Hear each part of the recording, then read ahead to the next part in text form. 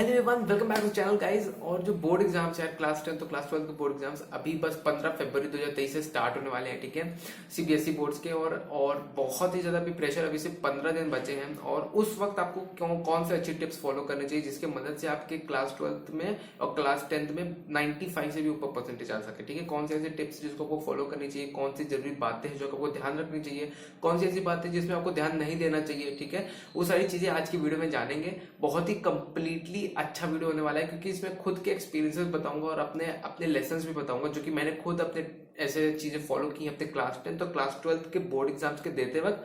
आपके प्रिपरेशन से लेकर एग्जामिनेशन हॉल में आपको क्या करना चाहिए, फिर उसके बाद आपके एग्जाम के दिन आपको क्या करना चाहिए, वो सब चीजें बताऊंगा कि जब आपके हाथ में पेपर आ जाए तो उसको कैसे सॉल्व करना चाहिए, वहां पे आपको कैसे मेंटल बैटल में आपको कैसे प्रिपेयर होना चाहिए।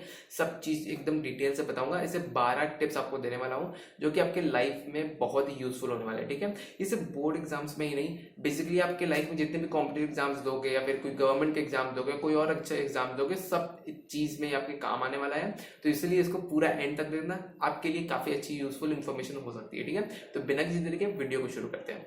Number 1, keep challenging yourself. दोस्तों एक बात याद रखो कि हर साल सीबीएसई बोर्ड एग्जाम्स को 13 से 15 लाख स्टूडेंट्स अटेम्प्ट करते हैं। ठीक है, और इन 13 से 15 लाख स्टूडेंट में से कुछ 30 से 35 हजार बच्चे हैं जो कि 95% से ऊपर लाते हैं मार्क्स। ठीक है, तो कंपटीशन को देख के यार इतना इंटेंस कंपटीशन की वजह से प्रेशर बच्चों में ज्यादा हो जाता है। ठीक है, बट ये बात आपको याद रखना है कि आपका कंपटीशन ये सिर्फ 13-15 लाख बच्चे नहीं है, या फिर 30-35 हजार बच्चे नहीं है। आपका कंपटीशन है आप खुद। ठीक है, हर दिन अपने आप से ट्राई करो कि मैं 1% अपने आप से बेटर बनूं। हर दिन ट्राई करो कि मैंने जितने मार्क्स लाए थे, जितने परसेंटेज लाए थे पिछले एग्जाम्स में, मैं इस एग्जाम्स में इससे भी ज्यादा बेहतर परसेंटेज ला के दिखाऊंगा। प्री बोर्ड्स में आपके जितने भी परसेंटेज आए हो, जितने भी एक पर्टिकुलर सब्जेक्ट में मार्क्स क्यों ना आए हो, मैं उससे बेहतर बन के दिखाऊंगा। उससे अपने वर्जन को, अपने जो वर्जन है उसको और बेटर इंप्रूव करूंगा। ठीक है, ये एक चीज होती है चैलेंजिंग करने के लिए, बहुत इंपॉर्टेंट होती है। और कभी भी किसी से कंपटीशन देखने के बारे में सोचा मत किया करो कि आपको कोई क्लासमेट है, कोई फ्रेंड है या फिर कोई और स्टूडेंट है, वो आपका कोई कंपटीशन नहीं है। कंपटीशन है तो सिर्फ आप खुद खुद आपके अपने आप से कंपटीशन करो। ठीक है, अपने आप को बेटर इंप्रूव करते रहो। अपने स्टडीज को एक चैलेंज की तरह देखा करो। ठीक है, आपको जो एग्जाम्स आ रहा है, जो स्टडीज हो रही है, एक चैलेंज की तरह है। मैं इसको कॉन्कर करूंगा, मैं इसमें मेहनत करूंगा और मैं आगे बढ़ के दिखाऊंगा। ठीक है, अगर ये कॉम्पिटेटिव स्पिरिट रखोगे जिसे कहते हैं हेल्दी कॉम्पिटिशन, तो फिर आप सही में एक्चुअल में अपने आप को पुश करते जाओगे और आगे बढ़ते जाओगे। ठीक है, तो अपने आप को चैलेंज करते रहो, अपने आप को और इंप्रूव करते रहो। Number 2, maintain right attitude through out the exams.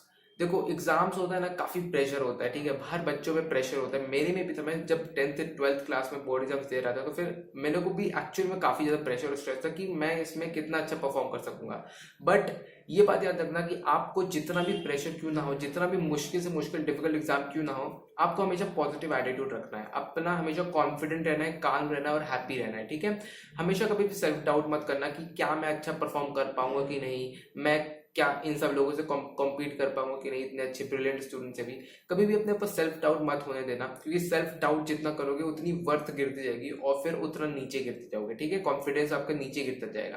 तो इंपॉर्टेंट है पॉजिटिव एटीट्यूड रखना। एग्जाम के पूरे समय, 1 महीना पूरा एग्जाम चलेगा आपका, तो उस पूरे समय में जितना भी एग्जाम लंबा चले, आपको हर समय अपना पॉजिटिव एटीट्यूड रखना है। ये बात याद रखो क्योंकि कंपटीशन से बाहर निकलने के लिए काफी अच्छा माइंडसेट आपको रखना होगा। ठीक है, आप कर सकते हो, अपने ऊपर सेल्फ डाउट मत रखना। ठीक है, तो ये और अच्छा इसमें परफॉर्म कर पाओगे। Number 3, syllabus book is important. दोस्तों सिलेबस जो होता है आपके, जो सीबीएसई बोर्ड एग्जाम्स में आपके जो पर्टिकुलर एग्जाम का जितनी भी बुक चलाई जा रही है ना, वो बुक पढ़ना बहुत इंपॉर्टेंट होता है। ठीक है, हम जैसे लोग बहुत ज्यादा गलती ये करते हैं कि क्योंकि हमारे बोर्ड एग्जाम्स आ रहे हैं तो फिर इतने ज्यादा मोटिवेटेड हो जाते हैं कि हम थोड़ी कंपटीशन बुक और थोड़ी रेफरेंस बुक अलग से सॉल्व करने लगते हैं, हम अपने स्कूल बुक्स को सॉल्व करे बिना। ठीक है, ये सबसे बड़ी गलती आप कर सकते हो। पहले तो अपने स्कूल बुक्स के जो सिलेबस बुक है आपकी, वो पूरी तरह से कंप्लीट करो, अपने पूरे फंडामेंटल्स और बेसिक्स को क्लियर करो, तब जाके आप कोई नेक्स्ट बुक या रेफरेंस बुक है तो कोई कॉम्पिटेटिव बुक उठाने के बारे में सोचना। ठीक है, मैं भी पहले से ही करता था। मैं पहले क्या करता था, अपने स्कूल की बुक्स, जो मेरी स्कूल में फिजिक्स केमिस्ट्री मैथ्स की बुक्स थी, वो पहले कंप्लीट कर लेता था, तब जाके मैं रेफरेंस बुक या फिर कोई कॉम्पिटेटिव बुक्स उठाता था। क्योंकि जब तक फंडामेंटल्स और बेसिक्स जब क्लियर नहीं होंगे तब तक आप कोई एडवांस बुक नहीं उठा सकते। उसमें समझ, उस क्वेश्चन भी सॉल्व कर लोगे, no doubt about that, question solve कर लोगे, उसमें क्वेश्चंस लग भी जाएंगे, बट बाद में आपका कंसेप्ट वीक होने वाला है। ठीक है, तो इंपॉर्टेंट है पहले बेसिक्स और फंडामेंटल्स अपने आप को क्लियर कर लो, फेमिलराइज कर लो। अपनी जो स्कूल की बुक्स है, सिलेबस है, उसको पूरी तरह से कंप्लीट कर लो, एकदम से कंसेप्ट को बेस स्ट्रॉन्ग करके, तब जाके कोई कॉम्पिटिटिव और रेफरेंस बुक उठाओ, तब आपको और अच्छी तरह कंसेप्ट समझ में आने लगेंगे, तो मार्क्स आने के चांसेस और अच्छे हो सकते हैं। ठीक है, नंबर 4 स्टेप जो मैं देना चाहूंगा वो है इंग्लिश पेपर के बारे में। दोस्तों इंग्लिश पेपर काफी इंपॉर्टेंट होता है बोर्ड एग्जाम्स में। ठीक है, ये अगर आपने इंग्लिश पेपर में ध्यान दे दिया ना और इसमें अच्छे मार्क्स लिया है, तो फिर आपके ओवरऑल परसेंटेज में काफी अच्छा असर आ सकता है। कैसे? क्योंकि यार हम सब, क्योंकि बहुत सारे लोग 12th एग्जाम्स में क्या होगा कि कोई पीसीएम के स्ट्रीम से होगा, पीसीबी के कोई स्ट्रीम से होगा, कोई आर्ट्स के स्ट्रीम से होगा, कोई कॉमर्स के स्ट्रीम्स में होगा। ठीक है, लेकिन इंग्लिश तो सब जगह कॉमन होती है। ठीक है, तो इंग्लिश में ध्यान देना काफी इंपॉर्टेंट होता है। हम बहुत ज्यादा क्या होता है कि अपने जो एडिशनल सब्जेक्ट्स होते हैं, जैसे पीसीएम जो हमारा सब्जेक्ट होता है, या तो फिर हमने जो सब्जेक्ट चूज किए होते हैं उसमें ज्यादा ध्यान देते हैं, और इंग्लिश लिटरेचर, इंग्लिश लैंग्वेज को एकदम से नेग्लेक्ट करने लगते हैं, जिसमें मार्क्स खराब आ सकते हैं। मेरे में भी 10th में यही हुआ था। मेरा इंग्लिश में कम मार्क्स आते थे क्योंकि मैं ध्यान नहीं देता था, और बाकी सब्जेक्ट्स में जो मेरे को अच्छे लगते थे मैं उसमें ध्यान देता था। अच्छी बात है, उसमें ध्यान दो, बट आपको इंग्लिश में भी और ध्यान देना है, प्रैक्टिस हमेशा करना है। इससे आपकी कम्युनिकेशन स्किल्स भी बढ़ेगी, और दूसरा आपके मार्क्स अच्छे आएंगे, तो परसेंटेज ओवरऑल आपके बोर्ड एग्जाम्स में अच्छे आ सकते हैं। ठीक है, 98 99 लोग आसानी से ले आते हैं अगर आप इसमें ध्यान दोगे। ज्यादा कुछ नहीं करना, 1 महीना या फिर 15 दिन भी आप इसमें ध्यान दोगे ना, क्योंकि 15 दिन ही बचे हैं, इसमें और ज्यादा ध्यान दोगे, लग के मेहनत करोगे, तो फिर आपके मार्क्स और ज्यादा बढ़ सकते हैं। 10-20% प्लस इसमें और आ सकते हैं आपके मार्क्स। ठीक है, तो इंग्लिश में भी ध्यान दो, रिविजन्स करते रहो, प्रीवियस ईयर क्वेश्चन पेपर से प्रैक्टिस करते रहो, सैम्पल पेपर से प्रैक्टिस करते रहो, एसेस को सॉल्व करो, ग्रामेटिकल मिस्टेक्स को जितना हो सके उतना अवॉइड करने की कोशिश करो, तो आपके इंग्लिश में और अच्छे मार्क्स आ सकेंगे। ठीक है, तो इसको जरूर ट्राई करना। The 5th step is that you have to work on your weak areas as well. दोस्तों हर सबका कोई ना कोई सब्जेक्ट में तो वीक स्पॉट्स होता है। ठीक है, जैसे कि कोई फॉर एग्जांपल अगर कोई ने पीसीएम लिया है, किसी ने, हो सकता है उसका फिजिक्स और मैथ्स स्ट्रांग हो पर केमिस्ट्री थोड़ा वीक हो। किसी ने अगर पीसीबी लिया है, हो सकता है उसको फिजिक्स और बायो स्ट्रांग हो, सॉरी केमिस्ट्री बायो स्ट्रांग हो पर फिजिक्स वीक हो। किसी का कोई ना कोई एक सब्जेक्ट वीक होता है। ठीक है, मेरा भी था, आप लोग का भी कोई ना कोई एक सब्जेक्ट, 2 सब्जेक्ट वीक होगा। तो इसलिए उस वीक एरियाज को स्पॉट करो, कहाँ कहाँ कंसेप्ट आपका वीक है, और उसको फिर सुधारने के बारे में उसको कोशिश करो। ठीक है, सुधारने करो, फिक्स करो उसको, स्पॉट को लगातार प्रैक्टिस करके, लगातार रिविजन करके। कहीं अगर न्यूमेरिकल्स नहीं समझ में आ रहे तो फिर किसी से क्वेश्चन पूछो, उसको समझने की कोशिश करो। ठीक है, इतना बहुत इंपॉर्टेंट होता है। वीक एरियाज में अगर आप उसमें ध्यान नहीं दोगे तो फिर मार्क्स और डिटोरिएट होते रहेंगे, कम आते रहेंगे। ठीक है, कैसे कर सकते हो? क्या करो कि सिलेबस लो, सिलेबस में कंसेप्ट को देखो, कितने कितने कंसेप्ट आ रहे हैं आपको, फिर उसके बाद उसको कैटेगराइज करो एज स्ट्रॉन्ग और एज वीक। जो वीक कंसेप्ट है उसको अभी पढ़ना चालू करो, जो स्ट्रॉन्ग कंसेप्ट है उनको रिवीजन करना चालू करो। ठीक है, ऐसा करने से आपके सही में मार्क्स और इंगेज कर सकते हैं, क्योंकि बहुत दफा हम लोग वीक कंसेप्ट को नेग्लेक्ट करने लगते हैं और मार्क्स एक्चुअली में बहुत गिरने लगते हैं। ठीक है, तो वीक कंसेप्ट को नेग्लेक्ट नहीं करना, जितना हो सके उतना पढ़ने की कोशिश करो, और अगर टाइम अगर चला गया तो कोई बात नहीं, लेकिन अगर टाइम अभी है तो वीक कंसेप्ट को स्ट्रॉन्ग करो, फेमिलराइज करो, उसको एकदम से फिक्स करो स्केड्यूल बांध के, और अच्छी मेहनत करने की कोशिश करोगे ना, तो वीक कंसेप्ट भी आपके स्ट्रॉन्ग बनने लगेंगे, मार्क्स आपके अच्छे आ सकते हैं। Number 6 tip is that time management and scheduling is very important. दोस्तों स्टूडेंट के लिए टाइम मैनेजमेंट और शेड्यूलिंग काफी इंपॉर्टेंट होता है। ठीक है, जैसे कि मैं खुद अपने एक टाइम टेबल बनाता था, और उस टाइम टेबल में फिक्स होकर मैं सारी स्टडीज करता था, सब चीजें रिवाइज करता था। ठीक है, स्केड्यूल बनाता था, और फिर उसमें टाइम ब्लॉकिंग करता था कि इस पर्टिकुलर आवर में मेरे को ये पर्टिकुलर सब्जेक्ट को पढ़ना है, इस पर्टिकुलर आवर्स में मेरे को इस पर्टिकुलर सब्जेक्ट को पढ़ना है, इस पर्टिकुलर चैप्टर को पढ़ना है। तो ऐसा ब्लॉक करके, टाइम को ब्लॉक करके मैं एक्चुअली में टाइम को मैनेज कर पाता था। ठीक है, तो ऐसा करने से, टाइम मैनेजमेंट करने से और फिर स्केड्यूल करने से, अपने पूरे दिन को, जितना भी आपका घंटा है जो कि आप आइडल समय को डिवोट करोगे पढ़ने के लिए, अगर आप उसको स्केड्यूल करोगे तो फिर एक्चुअली में आप बहुत ज़्यादा कुछ पढ़ सकते हो। ठीक है, जितना समय आपको 2-3 घंटा पढ़ने में लग रहा था, अब उसको हो सकता है 5-6 घंटा आप उसमें इस्तेमाल कर सको, यूटिलाइज कर सको पढ़ने में, तो आपका समय वेस्ट होना कम हो जाएगा, प्रोक्रेस्टिनेट आप कम करने लगोगे और काफ़ी ज़्यादा अच्छे कर पाओगे। ठीक है, तो टाइम मैनेजमेंट टिप्स को फॉलो करो, ध्यान में रख के कि आपका कितना समय आइडल है आपके पास और कितना समय आपको स्टडी में लगाना है।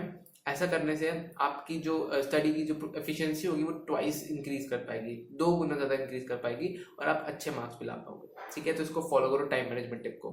Number 7 step is that you have to solve mock test and previous year question paper. दोस्तों सैम्पल पेपर्स या फिर प्रीवियस ईयर क्वेश्चन पेपर्स और या फिर मॉक टेस्ट देना एक बहुत इंपॉर्टेंट चीज हो सकती है क्लास 12 बोर्ड एग्जाम में अच्छे मार्क्स लाने के लिए। ठीक है, तो मैं क्या करता था, मैं जब भी मेरा रिवीजन कंप्लीट हो जाता था, मैं किसी भी एक सब्जेक्ट में पूरा चैप्टर कंप्लीट कर लेता था, पूरा सब्जेक्ट को कंप्लीट कर लेता था, तो फिर मैं प्रीवियस ईयर क्वेश्चन पेपर और सैम्पल पेपर्स उठाने बैठ जाता था, उसको सॉल्व करने लगाने बैठ जाता था। और जब प्रीवियस ईयर क्वेश्चन पेपर लगाता था ना, तो फिर उसके साथ मैं टाइम को भी देखता था कि मैं कितने घंटे में उस पेपर को कंप्लीट कर पाता हूँ। ऐसा करने से क्या होता था, क्योंकि 3 घंटे का पेपर होता है, लिमिटेड होता है, और 3 घंटे के पहले आपको पेपर कंप्लीट करना है ताकि आप रिवीजन भी कर सको पेपर को, और जितने एरर्स हो और जितनी भी गलतियां हो उसको फाइंड आउट करके उसको सही भी कर सको, ठीक है, उसको रेक्टिफाई कर सको। तो ये मेरा एक गोल था। तो इसलिए आप भी इसको प्रैक्टिस कर सकते हो। प्रीवियस ईयर क्वेश्चन पेपर्स को लगाओ हर दिन, जब आप जो भी आपका चैप्टर में उसका कंप्लीट हो गया है, पर्टिकुलर सब्जेक्ट कंप्लीट हो गया, रिवाइज हो चुका है, प्रीवियस ईयर क्वेश्चन पेपर लगाना बहुत इंपॉर्टेंट है। फिर उसके बाद लगाने के बाद एनालिसिस भी लो कि आप कितने घंटे में पेपर को सॉल्व कर लेते हो। अगर आप 3 घंटे के अंदर पेपर को सॉल्व कर लेते हो तो वेल एंड गुड, नहीं तो फिर आपको और ज्यादा एफिशिएंसी की जरूरत है, ठीक है, अगर आप 3 घंटे के अंदर पेपर सॉल्व नहीं कर पाते हो तो इसमें ध्यान देने से आपकी प्रैक्टिस बहुत अच्छी होगी। एनालिसिस आपको मिल जाएगी कि कौन सा वीक चैप्टर्स आपका बहुत ज्यादा वीक है, मतलब कौन सा चैप्टर आपका बहुत ज्यादा वीक है, किस चैप्टर में आपको ज्यादा ध्यान देने की जरूरत है, और कौन सा चैप्टर आपका एक्चुअल में बहुत स्ट्रांग है, ठीक है। तो इसलिए मॉक टेस्ट देना और प्रीवियस ईयर क्वेश्चन पेपर्स लगाना, सैंपल पेपर लगाना काफी इंपॉर्टेंट होता है बोर्ड एग्जाम्स में। इस टिप को भूलना मत। Number 8, cleanliness of your answer sheet. ये सबसे इंपॉर्टेंट टिप हो सकती है मेरे ख्याल से, और ये ज्यादा कोई बताता नहीं है, मैं एकदम अंदर की बात बता रहा हूँ कि जब आप एग्जाम देने बैठोगे ना, तो फिर आपकी जो आंसर शीट होनी चाहिए वो सबसे अच्छी साफ सुथरी होनी चाहिए। क्यों? क्योंकि जो एग्जामिनर जो आपकी जो आंसर शीट को पढ़ेगा उसको एकदम क्लियरली समझ में आना चाहिए कि आपने लिखा क्या है। बहुत दफा क्या होता है कि हम इतनी फास्ट हैंडराइटिंग में लिखते हैं कि हमारी हैंडराइटिंग इतनी खराब हो जाती है कि एग्जामिनर समझ नहीं पाता और सही आंसर को भी गलत मार्क कर देता है। ऐसा मेरे साथ हो चुका है, तो इसलिए आपको एकदम गाइड दे रहा हूँ कि अपनी हैंडराइटिंग को बेटर करने की सुधारो, मतलब एकदम से सुधारने की कोशिश करो, अच्छी हैंडराइटिंग रखो, क्लीन और फॉर्मेटेड हैंडराइटिंग रखो, ठीक है। हो सके पॉइंट्स में आंसर को दो, फिर हो सके तो डायग्राम्स भी जरूर मेंशन करो जिसकी मदद से दिखाता है कि आप एक्चुअली में आपने आंसर्स को अच्छी तरह से एक्सप्लेन किया, ठीक है। तो अच्छे से पॉइंट्स में आंसर दो, डायग्राम्स के साथ। अगर टेबल पूछा है तो टेबल भी डायग्राम ड्रॉ कर दो, और अगर वेल एक्सप्लेन करा है तो फिर उसको अच्छी तरह से एक्सप्लेन करो पैराग्राफ्स में। ऐसा करने से एग्जामिनर को सही से सही समझ में आएगा कि आपने आंसर को बहुत अच्छी तरह फॉर्मेट किया है, उसमें और एक्स्ट्रा पॉइंट्स भी ऐड किए हैं, तो इस तरह से आपको एक्स्ट्रा मार्क्स भी मिल सकते हैं इसमें, ठीक है।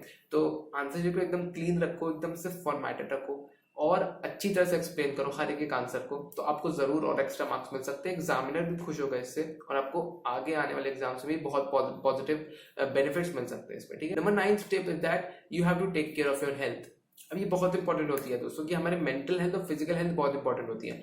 होता क्या था कि जब भी मेरे एग्जाम्स आने वाले होते होते, चाहे वो प्रीलिम्स हो, प्री बोर्ड्स मतलब, या तो फिर अगर बोर्ड एग्जाम्स हो, तो उसके स्ट्रेस में लेके, उसके टेंशन में लेके मेरे को फीवर हो जाता था। आपको भी बहुत ऐसा होता होगा कि हाई फीवर हो जाता है कभी कभी एग्जाम के पहले, क्योंकि हम ज्यादा स्ट्रेस लेने लगते हैं, ब्रेक्स नहीं लेते, लगातार पढ़ते रहते हैं, और बहुत चिंता करते हैं कि एग्जाम्स में कैसे होगा, मेरा कोर्स कैसे कंप्लीट होगा, मेरे को अच्छे मार्क्स लाने हैं। ऐसा होता है, बहुत बहुत कॉमन है, बट स्टिल आपको इसमें ध्यान देना है कि आपको रेस्ट लेना है लगातार, ब्रेक लेना है लगातार पढ़ाई करने के बीच में, और अपनी मेंटल और फिजिकल हेल्थ को बहुत ध्यान देना है, ठीक है। कंटिन्यूअसली पानी पीना है आपको हर समय। ऐसा नहीं है कि बस एक कमरे में बैठ के बस पढ़ते रह गए, उसके साथ साथ रेगुलर ब्रेक्स भी लेते रहिए। 50 मिनट्स पढ़ने के बाद 10-20 मिनट्स का ब्रेक लीजिए कंटिन्यूअसली, ये रेगुलर होना चाहिए। ऐसा नहीं कि आपने एक ही बार से ब्रेक लिया या फिर ब्रेक ही नहीं लिया।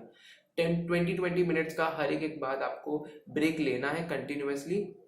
पानी पीते रहना है, फ्रूट्स खाते रहना है, वेजिटेबल्स अच्छे अच्छे खाने खाने हैं। ऑयली और जंक फूड्स को अभी एग्जाम से तक, बोर्ड एग्जाम से तब तक अपनी हेल्थ को एकदम ध्यान दीजिए। ऑयली फूड्स और जंक फूड्स मत खाइए, और ठंडी चीजें मत खाइए जिसकी वजह से आपकी तबीयत अगर खराब हो गई तो फिर आपका 1 साल खराब हो जाएगा। अगर आपका एक पेपर खत्म हो गया तो आपका पूरा 1 साल खराब हो जाएगा, मेहनत खराब हो जाएगी।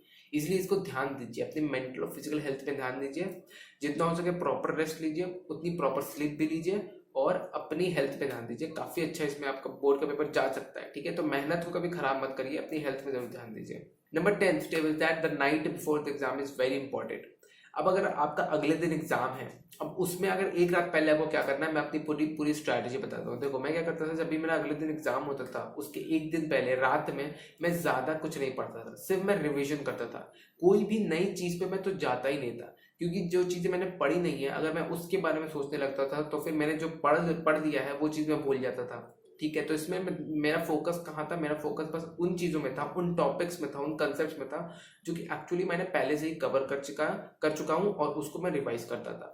तो ये आप कर सकते हो, और अपने माइंड को जितना हो सके उतना काल्म रखने की कोशिश करो। काल्म रखो, हैप्पी रहो, एकदम से कॉन्फिडेंट रहो। एक्चुअली में आप अच्छे मार्क्स ला सकते हो अगर आप डरोगे नहीं, अगर आप एकदम से हेजिटेट नहीं करोगे, ठीक है। तो वही चीज में ध्यान दो जो कि आप एक्चुअली पढ़ चुके हो, और हो सके तो या फिर कुछ पढ़ने की जरूरत नहीं, थोड़ा रिलैक्स रहो, थोड़ा सा चिल करो और आपका पेपर बहुत अच्छा जाएगा। ये एक रात पहले मैं ये करता था और ज्यादा पढ़ने के बारे में ध्यान नहीं देता था, क्योंकि मैंने पूरा साल अगर पढ़ लिया है तो फिर मैं एक रात पहले इतना नहीं पढ़ता था, इतना स्ट्रेस नहीं लेता था, अपने मेंटल जो हेल्थ थी उसको मैं बैलेंस रखने की कोशिश करता था। Number 11 is a board exam day. अब बोर्ड एग्जाम से वो क्या करनी चाहिए, ये बहुत इंपॉर्टेंट था।